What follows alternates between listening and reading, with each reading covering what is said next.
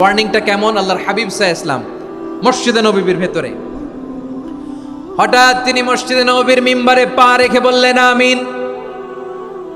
দ্বিতীয় ধাপে পা রেখে বললেন আমিন, তৃতীয় ধাপে পা রেখে বললেন আমিন। সাহাবারা অবাক হয়ে বললেন, ইয়া রাসূলুল্লাহ, ইয়া হাবিবাল্লাহ, তিনবার শুধু আমিন আমিন পড়লেন, কেন পড়লেন আমরা কিছু জানি না, আমাদেরকে জানিয়ে দেন কেন আপনি তিনবার আমিন বললেন। রাহমাতাল লিল আলামিন আল্লাহর হাবিব বললেন, ও আমার প্রাণের সাহাবীরা, আমি যখন মসজিদে নববীর মিম্বারের প্রথম ধাপে পা রেখেছি, সাইয়েদনা জিবরিল এসে আমাকে বলেছে, ও নবী, আপনার নাম শুনে যে ব্যক্তি আপনার উপর দুরূদ পড়ে না তার ধ্বংস। আপনি বলেন আমিন। আমি বলেছি আমিন।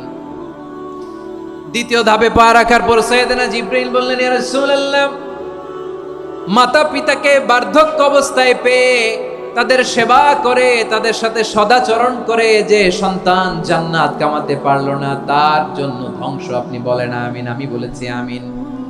আবার মিম্বারের তৃতীয় ধাপে ঠিক যখনই আমি পা রাখলাম, সাইয়েদনা জিবরাইল বললেন, নবী, রমজান মাস পাওয়ার পরে এই মাসে ইবাদত করে যে ব্যক্তি নিজের গুনাহ মাফ করাতে পারলো না, তার জন্য ধ্বংস। আপনি আওয়াজ করে পড়েন আমিন।